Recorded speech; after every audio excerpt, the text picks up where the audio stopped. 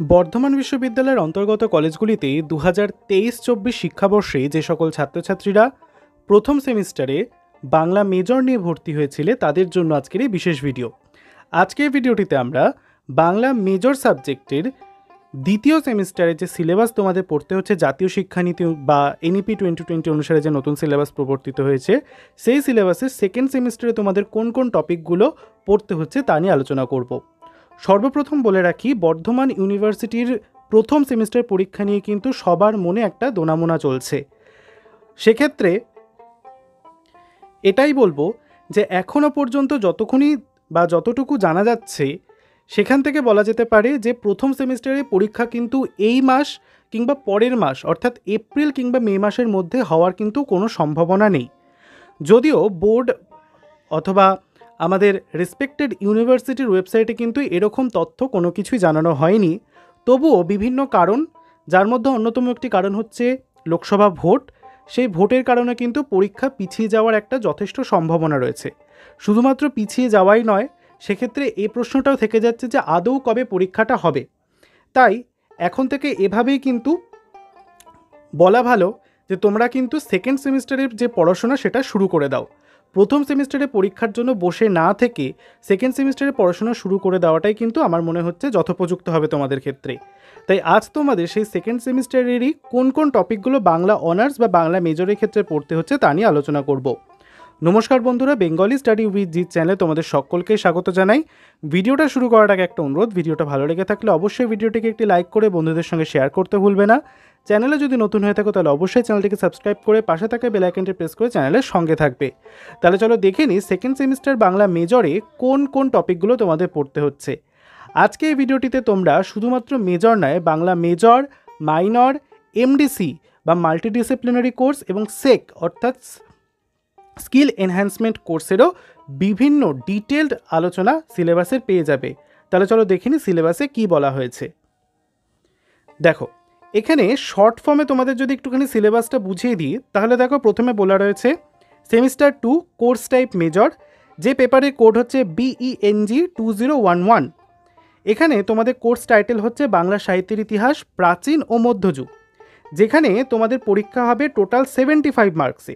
60 নম্বরে পরীক্ষা হবে লিখিত পরীক্ষা এবং 15 হবে ইন্টারনাল অ্যাসেসমেন্ট, যেখানে ইন্টারনাল অ্যাসেসমেন্ট তোমাদের প্রজেক্টও দিতে পারে অথবা তোমাদের পরীক্ষা কিন্তু নিজেদের রেসপেক্টেড কলেজেও হতে পারে।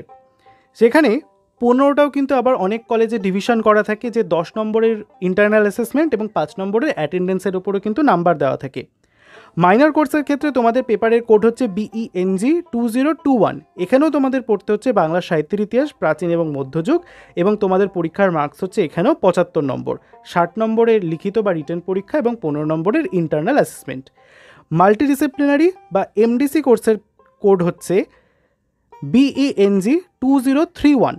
এখানে তোমাদের পড়তে হচ্ছে গল্প এবং উপন্যাসের কথা, যেখানে তোমাদের পরীক্ষা হবে 50-এ, 40 নম্বরের লিখিত পরীক্ষা এবং 10 নম্বরের ইন্টারনাল অ্যাসেসমেন্ট পরীক্ষা। এবং 5 দেখো তোমাদের বলে দেওয়া রয়েছে SEC বা স্কিল এনহ্যান্সমেন্ট কোর্স, যেখানে তোমাদের পড়তে হচ্ছে রচনা শক্তির নৈপুণ্য। এই পেপারেরও তোমাদের পরীক্ষার মান হচ্ছে 50, যেখানে 40 নম্বরের লিখিত পরীক্ষা, 10 নম্বরের ইন্টারনাল অ্যাসেসমেন্ট। এছাড়াও তোমাদের ভ্যালু অ্যাডেড কোর্স এখানে পড়তে হচ্ছে VSE, যেটা তোমাদের ফার্স্ট সেমিস্টারে ছিল পরিবেশবিদ্যা বা এনভায়রনমেন্টাল স্টাডিজ। এখানে তোমাদের পড়তে হচ্ছে ইংরাজির একটি paper understanding India, digital and technological solutions, health and wellness, yoga education, sports and fitness. এই VSE পেপারের আলোচনা বা এই VSE পেপারের সিলেবাসও কিন্তু আমাদের চ্যানেলে অতি শীঘ্রই আসবে। তোমরা কিন্তু অবশ্যই চ্যানেলটিকে সাবস্ক্রাইব করে নেবে।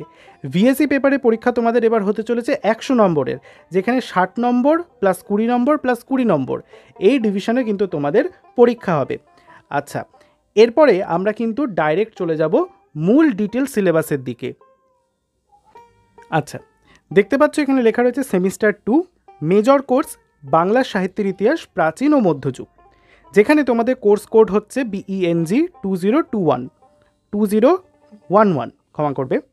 এবার ডিটেল যদি আমরা সিলেবাসটার কথা বলি, এখানে তোমাদের পড়তে হচ্ছে বাংলা সাহিত্যের ইতিহাস প্রাচীন ও মধ্যযুগ। এটিকে দুটো এককে ভাগ করা হয়েছে। প্রথম এককে তোমাদের পড়তে হচ্ছে বাংলা সাহিত্যের ইতিহাসের যুগ বিভাগ সংক্রান্ত ধারণা, প্রাচীন ও আদি মধ্যযুগের বাংলা সাহিত্য যথা চর্যা গীতি এবং শ্রীকৃষ্ণ কীর্তন। অনুসারী সাহিত্য বা অনুবাদ সাহিত্যের ক্ষেত্রে তোমাদের পড়তে হচ্ছে ভাগবত, রামায়ণ এবং মহাভারত, এই তিনটে অনুবাদ সাহিত্যের কথা। একক 2 বলছে চৈতন্য জীবনী ও বাংলা সাহিত্যে চৈতন্যদেবের প্রভাব, যেখানে বিশেষ মর্যাদা সহকারে তোমাদের পড়তে হবে বৃন্দাবন দাস, কৃষ্ণদাস কবিরাজ, লোচন দাস এবং জয়ানন্দের চৈতন্য জীবনী সাহিত্য সম্পর্কে। এছাড়াও পড়তে হচ্ছে বৈষ্ণব পদাবলী ও তার প্রধান কবি, যেখানে বিদ্যাপতি, চণ্ডীদাস, গোবিন্দ দাস, জ্ঞানদাস এবং বলরাম দাসের কথা গুরুত্ব সহকারে পড়তে হচ্ছে। একক 3 বলছে এখানে তোমাদের মনসা মঙ্গল কাব্য, চণ্ডী মঙ্গল কাব্য, ধর্মমঙ্গল কাব্যের কাহিনী পরিচয় এবং তাদের প্রধান কবি যথাক্রমে বিজয়গুপ্ত, নারায়ণ দেব, কেতকা দাস ক্ষেমানন্দ, দ্বিজ মাধব, মুকুন্দ চক্রবর্তী, রূপরাম চক্রবর্তী এবং ঘনরাম চক্রবর্তীর কথা পড়তে হচ্ছে। এবং তারই সাথে শিবায়ন কাব্যধারায় রামেশ্বর ভট্টাচার্যের কবিকৃতিত্ব পড়তে হবে। এবং পড়তে হচ্ছে ভারতচন্দ্রের কাব্য পরিচয় এবং তার অন্নদামঙ্গল কাব্য সম্পর্কে ধারণা। একক 4 বলছে প্রণয়োপাখ্যান, বা যেটাকে আমরা ইসলামী সাহিত্য নাম দিতে পারি, সেখানে তোমাদের পড়তে হচ্ছে আলায়ল এবং দৌলত কাজীর কথা। এছাড়াও পড়তে হচ্ছে নাথ ধর্ম এবং সাহিত্যের সংক্ষিপ্ত পরিচয় অর্থাৎ নাথ সাহিত্য, ময়মনসিংহ গীতিকা, শক্তি সাধনা ও শক্তি শাক্ত সাহিত্য, যেখানে রামপ্রসাদ সেন এবং কমলাকান্ত ভট্টাচার্যের অবদান পড়তে হচ্ছে। এছাড়াও বাউল গান সম্পর্কিত ধারণা, যেখানে লালন ফকিরের অবদান কিন্তু তোমাদের পড়তে হচ্ছে। মাইনর কোর্সের ক্ষেত্রে ঠিক একই সেম সিলেবাস রয়েছে, তোমরা একটু দেখে নাও, আমি আর একবারে পাঠ করছি না। যেখানে কিছু কিছু জিনিস হয়তো কম রয়েছে, কিছু কিছু জিনিস হয়তো বেশি রয়েছে। মেজরের ক্ষেত্রে যেটা বেশি, মাইনরের ক্ষেত্রে সেটাই কম। আমি স্ক্রোল করছি, তোমরা একটু সিলেবাসটা দেখে নাও। মাইনর যারা পড়ছো একই সিলেবাস রয়েছে, খুব একটা কম বেশি নয়, দেখে নিতে পারছো। একক 1, 2, 3, 4 এটিরও মাইনর কোর্সের ক্ষেত্রে 4টি একক রয়েছে, কিছু কম কিছু বেশি এরকম জিনিস রয়েছে। চলে আসবো মাল্টিডিসিপ্লিনারি বা এমডিসি কোর্সের ক্ষেত্রে। এখানে তোমাদের পড়তে হচ্ছে গল্প এবং উপন্যাস। দেখে নি কোন কোন গল্প পড়তে হচ্ছে। একক 1 বলছে গল্প, যেখানে তোমাদের 4টি গল্প পড়তে হচ্ছে। রবীন্দ্রনাথ ঠাকুরের নিশীথে, মানিক বন্দ্যোপাধ্যায়ের শিল্পী, সুবোধ ঘোষের ফসিল এবং নরেন্দ্রনাথ মিত্রের রস। একক 2 বলছে উপন্যাস, যেখানে তোমাদের 2টো উপন্যাস পড়তে হচ্ছে, বিভূতিভূষণ বন্দ্যোপাধ্যায়ের লেখা চাঁদের পাহাড় এবং বাণী বসুর লেখা গান্ধর্বী, এই 2টো উপন্যাস।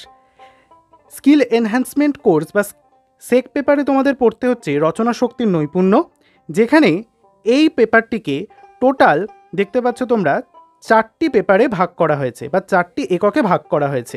প্রথম এককে বলছে ব্যক্তিগত ব্যবহারিক প্রাতিষ্ঠানিক পত্রলিখন বা চিঠি লেখা, যেটাকে আমরা বলছি, যেখানে 3টে ভাগে ভাগ করা হয়েছে, ব্যক্তিগত, ব্যবহারিক এবং প্রাতিষ্ঠানিক পত্রলিখন। পরে বলছে সংবাদপত্রে প্রকাশের উপযোগী প্রতিবেদন রচনা, যেগুলো আমরা করে এসেছি 9-10 লেভেলে, এবং অনুচ্ছেদ রচনা অর্থাৎ ছোট ছোট রচনা লেখা, প্রবন্ধ নয় কিন্তু অনুচ্ছেদ, ভালো করে শুনবে। একক 2 রয়েছে ভাবার্থ ও ভাব সম্প্রসারণ, এটাও আমরা করে এসেছি ক্লাস 9-এ, এবং পরিভাষা ও প্রুফ সংশোধন, এই জিনিসটা কিন্তু তোমাদের ক্ষেত্রে নতুন, এই জিনিসটা ভালো করে শিখতে হবে। এবং একক 4 বলছে অনুবাদ, এটাও আমরা ক্লাস 10-এ করে এসেছি, ইংরাজি থেকে বাংলা অনুবাদ এবং বাংলা থেকে ইংরাজিতে অনুবাদ। এই ছিল তোমাদের total Bangla major, minor, MDC এবং সেক পেপারের সম্পূর্ণ ডিটেল সিলেবাস আলোচনা। এছাড়াও তোমাদের সিলেবাসটির মধ্যে অনেকগুলি বইয়ের নাম লেখা রয়েছে বা সাজেস্টেড রিডিংসের নাম লেখা রয়েছে, তোমরা কিন্তু সেখান থেকে যে কোনো প্রকার বই কিনতে পারো। এছাড়াও যদি তোমরা চাও যে এর ওপর বা এই বিষয়ের ওপর তোমাদের যদি কোনো বুক লিস্টের ভিডিও লেগে থাকে বা তোমরা যদি বুক লিস্টের ভিডিও চাও, তাহলে কিন্তু অবশ্যই কমেন্ট করে জানাবে, আমি অবশ্যই বুক লিস্টের ভিডিও দেওয়ার চেষ্টা করব। আশা করছি ভিডিওটা ভালো লেগেছে, ভালো লেগে থাকলে অবশ্যই ভিডিওটিকে একটি লাইক করে বন্ধুদের সঙ্গে শেয়ার করতে ভুলবে না। চ্যানেলে যদি নতুন হয়ে থাকো তাহলে অবশ্যই চ্যানেলটিকে সাবস্ক্রাইব করে পাশে থাকে বেল আইকনটি প্রেস করে চ্যানেলের সঙ্গে থাকবে। দেখা হচ্ছে পরের ভিডিওটিতে, সকলে ভালো থেকো, টাটা।